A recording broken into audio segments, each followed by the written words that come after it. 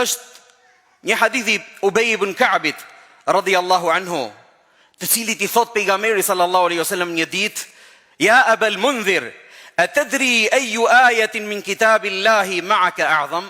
A e din, o Ubej, o baba i Mundhirit, a e din se cili ajet nga Kur'ani është më madhështor? Ubej ibn Ka'bi, prej edukatës dhe moralit që mos fliste përpara pejgamberit Zotit që kishte mësuar, thot: Allahu dhe i dërguari i tij e din. E pyet për së dyti pejgamberi Zotit: a e din se cili është ajeti më madhështor në Kur'an? I thot: Allahu la ilaha illahu ayatul kursi. I thot: është ajeti Kursi.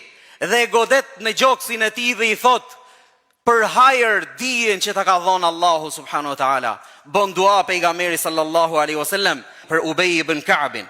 Thot Sheikhul Islam ibn Taymija, Allahu më shëroft, thot: në ajetin Kursi, thot, janë mbledh 18 emrat e Allahut subhanahu wa taala. Thot Abdullah ibn Abbasi, ajeti më fisnik, edhe pse të gjitha ajetet e Allahut të Kur'anit janë fisnike, po ajeti më fisnik është ajeti Kursi.